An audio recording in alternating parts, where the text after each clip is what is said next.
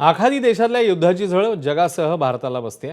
वर्षभर देशवासियांनी सोनं खरेदी करू नये तर पेट्रोल डिझेलचा वापरही कमीत कमी करावा असं आवाहन पंतप्रधान मोदींनी केलं. याच दरम्यान मोदींच्या या आवाहनानंतर केंद्र सरकारने महत्त्वाचा निर्णय घेतलाय. सोनं आणि चांदीच्या आयात शुल्कात मोठी वाढ करण्यात आली आहे. सोन्या चांदीवरील आयात शुल्क 6 वरून 15% करण्यात आलंय. याचा परिणाम आता सराफा बाजारावर होतोय. सोन्या चांदीच्या दरात वाढ झाली आहे. सोन्याच्या दरात तोळ्यामागे 11,000 रुपयांची वाढ झाली तर सोनं काल 1,51,000 वर होतं. आज ते 1,62,000 वर गेलंय. चांदीच्या दरातही प्रति किलो 30,000ची वाढ झाली, त्यामुळे 2,98,000 रुपयापर्यंत चांदीचे दर गेले.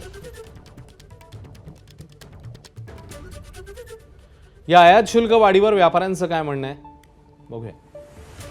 ज्या 1 किलो सोन्यावर पहिले 8 लाख 32,000 रुपये जे ड्युटी लागायची त्याला आता 20 लाख रुपये ड्युटी लागणार.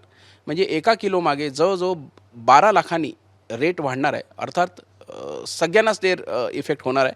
त्याच्यामुळे मला असं वाटतं आज सोनं कालपेक्षा 12 लाखांनी प्रति किलो महाग राहील.